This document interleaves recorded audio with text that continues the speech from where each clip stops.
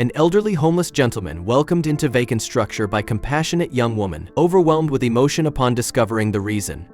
Gary Brown stared at her. He couldn't leave this woman alone. The woman had been coming by almost every day to see him sleeping, and this time she just stood there, staring at him like he was a zoo animal. Even though Gary wasn't rude, he didn't like it.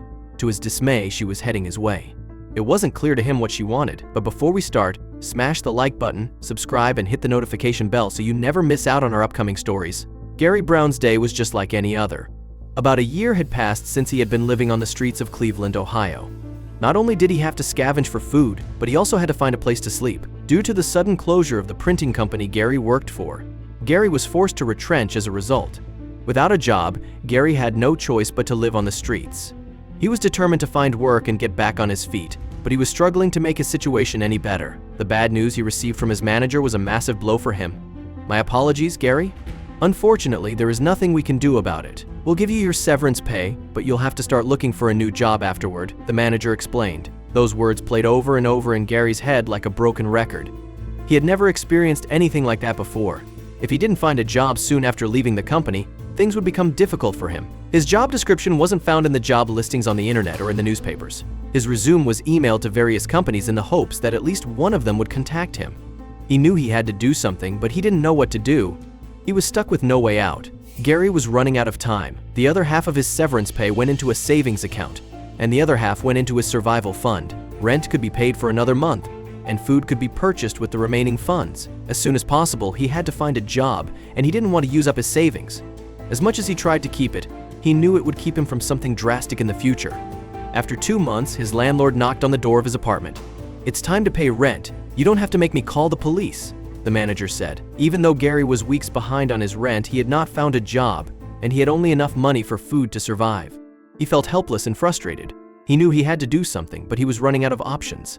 His possessions had already been sold so often that he slept on the floor. In the corner of the apartment, he sat with his head in his hands. It was hard for him to believe what had happened to him. What has happened to my life? And where will I end up? As a tear rolled down his gloomy face, he said, "I can't do this anymore." The only thing left for him to do was to pack up what he had left and leave. Even though he made a promise to return, at the moment he was simply not able to afford to do so. "There is no doubt in my mind that I will return. The warmth you have provided me over the years has been truly appreciated," speaking to the walls as if they could hear him. In 2 backpacks, he packed his belongings and rolled up his blankets and pillow. Upon leaving, he thanked Mr. Williams, his landlord, for not calling the police. "I'm sorry for the inconvenience. Although I owe you money, I must find my feet and get out of here. Someday I'll pay you back," Gary promised.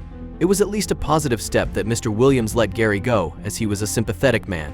Gary was good on his word, and Mr. Williams understood the hardships people were facing.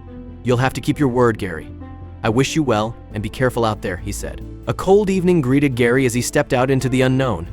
After selling his car, he was left with just the backpack on his back. That night, he managed to find a homeless shelter where he could possibly sleep for the night. But when he rang the doorbell for the shelter, he was not expecting the response he received. "I'm sorry, you're too late. There's no more space here. All the beds are taken," was the response from one woman. Gary felt his heart sinking. But he wasn't going to leave without at least trying. "Are you sure there isn't just one open bed for me? Or just a mattress? Even if I just sleep on the ground inside, I have my own blankets and pillow," he said, showing the woman his belongings. She was not having it. Gary watched as another woman came forward to see what the fuss was all about. This woman looked at Gary with sympathy in her eyes. Then she spoke up and said, "Martha, I'm sure there's no harm in letting this man sleep on the ground. After all, it's freezing outside. We don't turn people away." However, Martha was not convinced. "I told you we can't make exceptions for one person. Come tomorrow. Our floors will be overrun with people, and we're already overcrowded to begin with," Martha replied. Gary knew he wasn't going to win.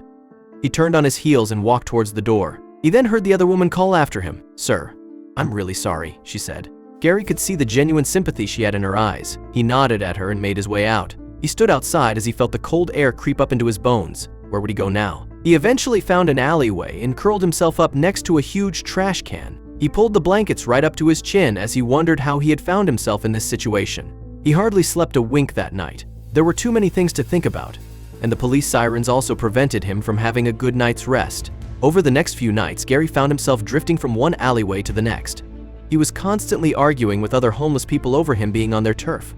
Gary feared for his life and didn't want to think what would happen to him if he accidentally slept on someone else's turf. People were not kind on the streets. During the day, he still scoured the newspapers for any jobs. He asked a convenience store owner if he could get any old newspapers. He was a nice man and kept the newspapers aside for Gary. One afternoon, as Gary was going through the job section, he noticed that someone was watching him. He didn't look directly at the person, but from the corner of his eye, he could see that a woman was keeping an eye on him. And every day, like clockwork, as he started reading the newspaper, this woman would appear again.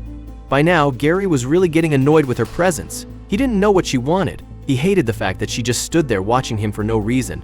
But he had a plan up his sleeve. He was going to find out what this woman wanted from him. The next day, Gary was ready. He knew that she usually came by at lunchtime. That was the time when he got his newspaper, and it was also his time when he wanted to relax from all the stresses of walking the dangerous streets of Cleveland. He waited, and then she appeared. He looked directly at her and then said, "Hey lady, what do you want from me? I don't see you standing and watching me every day. Who are you?" Then, the woman stepped out of the shadow of the sunlight. She seemed very hesitant to come forward at first, but it looked like she wanted to talk to Gary. "Hi there. I don't think you remember me, but I remember you. My name is Shelley, and I work at the shelter. You were there the other night," she said. Gary didn't like what he was hearing. "Yeah, what do you want? Are you following me or something?" he asked, looking very annoyed. But once again, the woman Shelley showed the kindness in her eyes. "Yes, I was following you, but only because I want you to attend an event the shelter is hosting tonight. It's for all people living on the streets. I'm sorry if it seemed like I was stalking you. I just didn't know how to approach you. Here's the address. I hope you can come," she said, and then walked away. When Gary looked at the piece of paper she had given him, he was very skeptical.